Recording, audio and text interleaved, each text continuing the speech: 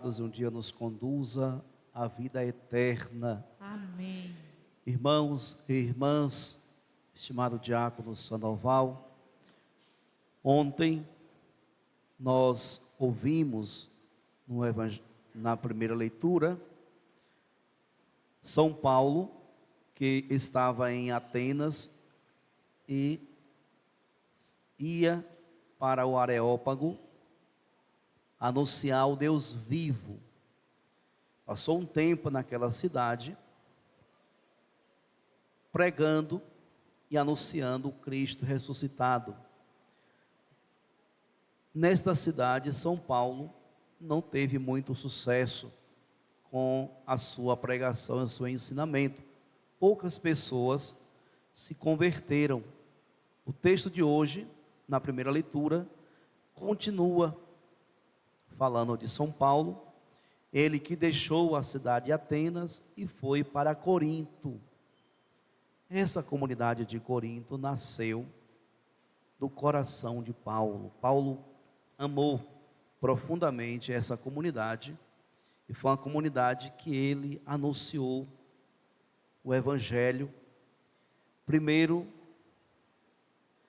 o texto vai dizer que ele, todos os sábados,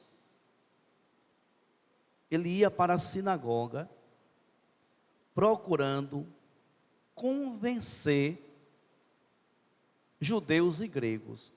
É preciso observar a expressão, o verbo convencer. São Paulo, com seus ensinamentos na sinagoga, procurava convencer os judeus e os gregos acerca de Jesus ressuscitado. No mesmo texto, Lucas relata que chegou o momento que São Paulo disse: olha, chega, sacudiu as vestes e disse: vós sois responsáveis pelo que acontecer. Eu não tenho culpa. De agora em diante, vou dirigir-me aos pagãos. Deixou a sinagoga e foi encontrar o povo na rua. Foi fazer uma pastoral de visitação familiar. Inclusive, ele foi acolhido por um certo Tício Justo, que diz, adorador do Deus único, que morava ao lado da sinagoga. Um pagão, que era proibido de entrar na sinagoga, mas que escutava a pregação de Paulo e se converteu. Vivia a sua fé, mas não podia entrar na sinagoga. Então São Paulo abandona a sinagoga e vai, abandona os judeus, os gregos na sinagoga e vai pregar o Evangelho para os pagãos. Então, minha gente, a comunidade de Corinto é formada por esse grupo de pessoas considerado pagãos, eram pessoas pagãs. Por isso, se vocês forem curiosos e forem ler as cartas de São Paulo aos Coríntios, irão encontrar muitas recomendações de São Paulo. É uma das comunidades que mais gerou preocupações em São Paulo, justamente porque vem de um povo, eu vou usar uma expressão aqui, não sei se cabe, mas é essa que vem à mente, um povo muito cru na fé. Era um povo que sai do paganismo, sai do culto aos falsos deuses para seguir o Deus verdadeiro. E a pessoa que abandona os falsos deuses tem uma cultura diferente, cultua e celebra de maneira diferente, tem hábitos, práticas diferentes daquela anunciada por São Paulo para aqueles que desejam seguir Jesus. para aqueles que desejam seguir Jesus. Por isso, então, é necessário esse cuidado todo especial de Paulo, o tempo que ele esteve presente, mas também quando ele estava preso em Roma e mandava as cartinhas, animando as comunidades, e essa foi uma das comunidades que ele fez algumas advertências acerca de algumas práticas que de vez em quando a comunidade começava a viver, que divergia da fé e do evangelho pregado por São Paulo. Então esse era o cuidado de São Paulo. Mas agora voltemos aqui para o termo que São Lucas usou quando São Paulo estava na sinagoga. São Paulo queria, por meio da palavra do ensinamento, convencer os judeus e os gregos acerca de Jesus ressuscitado. E nós hoje somos convencidos de que Jesus é o Filho de Deus, o Messias, o Senhor que veio para revelar ao mundo o rosto misericordioso do Pai, e Ele passou pela experiência de paixão, morte e ressurreição e está vivo. Olhe nos seus corações, pense com os seus corações. Cada um de vocês hoje estão convencidos de que Jesus verdadeiramente é o Filho de Deus? Respondam para vocês mesmos. Estamos convencidos disso? Se eu estou convencido de que Jesus é o Filho de Deus, então o meu processo agora é outro. Eu não preciso mais de ser convencido de que Jesus é o Filho de Deus. Eu preciso agora iniciar um processo, se já não iniciou, de conversão. Por quê? Se eu estou convencido de que Jesus é o caminho, a verdade e a vida, de que Jesus é o Filho de Deus, de que é Ele a porta que se abre para a eternidade, Ele é o bom pastor, logo, eu preciso me colocar no caminho do discipulado, escutar a sua voz e segui-lo. Então, se este povo que aqui está reunido, se nós que aqui celebramos esta Eucaristia hoje, estamos convencidos de que Jesus é o Senhor, então, amados irmãos e irmãs, precisamos então de conversão. E o que é conversão? É a cada dia se aproximar do Senhor, ouvir os seus ensinamentos e mudar de vida. Por isso, a segunda pergunta nesta homilia de hoje é: como está o meu processo de conversão? Até onde eu cheguei no meu processo de conversão? Eu estou convencido, mas eu preciso me converter. E o que significa esse processo de conversão?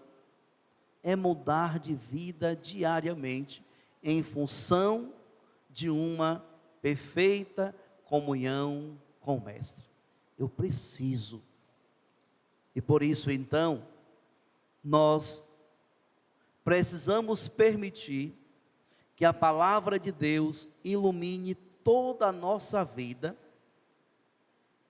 e a partir desse confronto da palavra de Deus com a nossa vida, enxergarmos em nós aquilo que precisa ainda ser mudado, para que verdadeiramente sejamos filhos de Deus, verdadeiramente sejamos discípulos de Jesus, o nosso Mestre.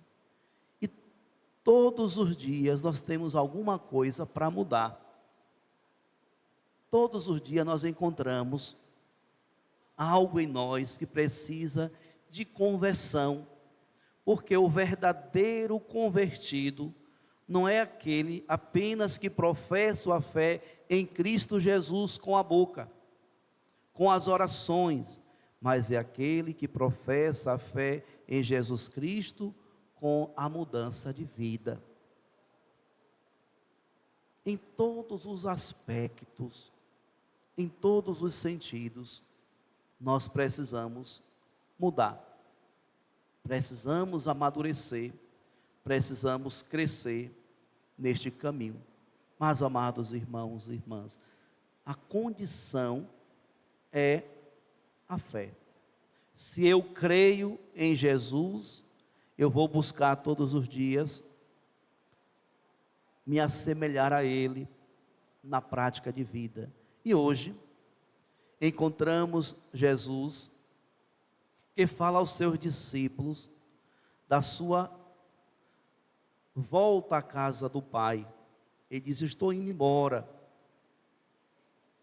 pouco tempo e já não me vereis, e outra vez pouco tempo me vereis. Em verdade vos digo, vós chorareis e vos lamentareis, mas o mundo se alegrará. Vós ficareis tristes, mas a vossa tristeza se transformará em alegria. O discípulo não entendia muita coisa do que Jesus estava falando, mas Jesus estava preparando os discípulos para a sua volta para a casa do Pai e dizendo: olha, virá o Espírito Santo, virá aquele que vai inundar o mundo com uma experiência profunda de santidade. Então, por isso, o mundo se alegrará. O mundo se alegrará. Não porque Jesus voltou para a casa do Pai, mas porque Jesus volta para a casa do Pai e envia sobre todos esta grande graça e força que é o Espírito Santo. E ele ainda diz: a vossa tristeza se transformará em alegria. E foi justamente o que aconteceu. Estamos nos aproximando da festa da Ascensão do Senhor no próximo domingo, mas logo em seguida teremos a festa de Pentecostes. E Jesus dá uma ordem: não se afaste daqui, permaneçam aí até que Ele venha. Eu vou para junto do Pai. Então eles fiquem ali esperando. E em Pentecostes acontece o que toda a humanidade esperava após o retorno de Jesus para a casa do Pai. Transbordamento da graça, e os discípulos se tornam verdadeiras testemunhas da ressurreição.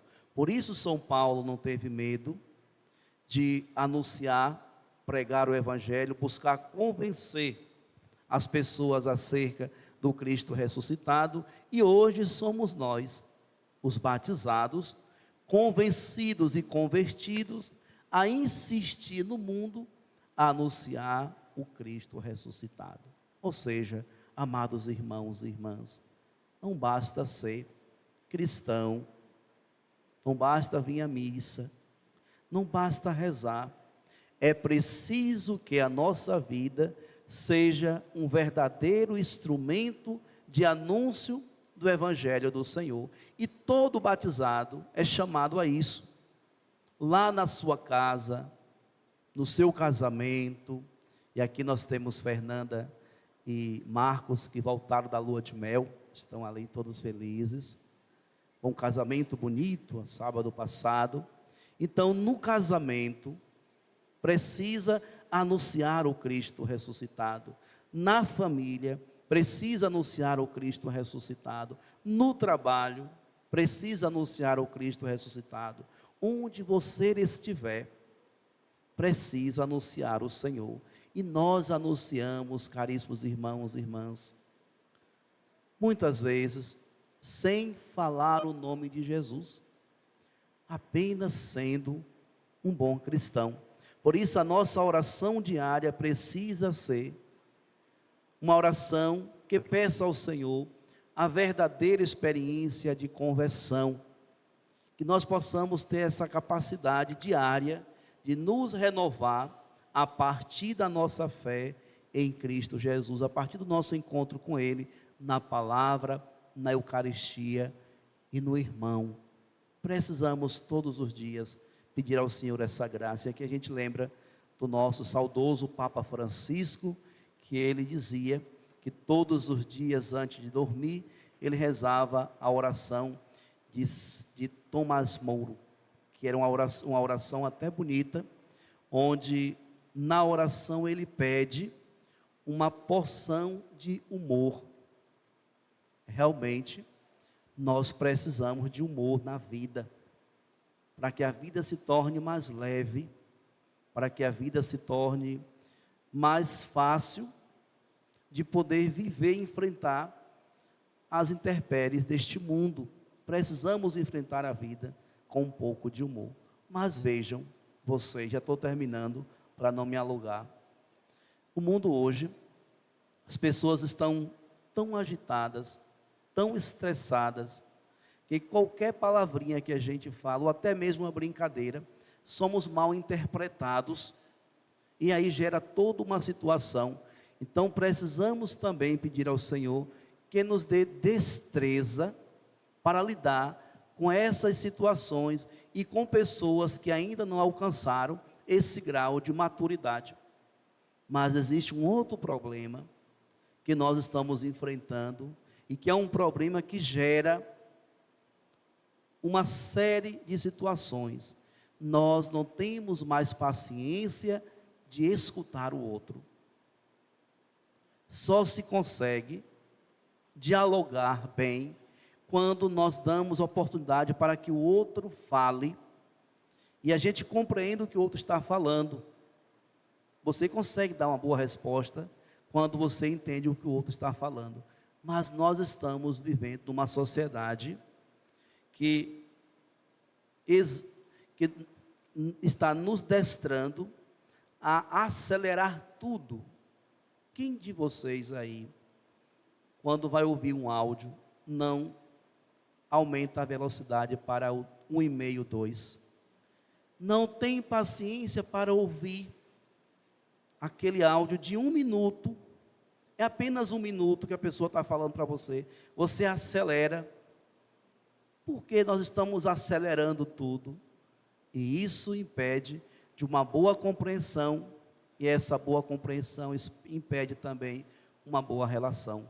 Por isso, amados irmãos e irmãs, por que os apóstolos tinham autoridade em transmitir a palavra de Deus? Porque os apóstolos, mesmo Paulo, que não conviveu com Jesus, tinha autoridade de anunciar o Cristo ressuscitado, porque ele escutava atentamente a palavra de Deus, vivia esta palavra, ruminava esses ensinamentos e por isso então ensinava com autoridade. Nós também precisamos desacelerar a nossa vida para que possamos melhor compreender a nossa fé e por meio da nossa fé anunciar o Cristo Jesus e assim como Maria nos tornar verdadeiros peregrinos de esperança. E uma das imagens que eu carrego comigo de Maria é a imagem que ela, após receber o anúncio do anjo, ela subiu apressadamente as montanhas para ficar com Isabel.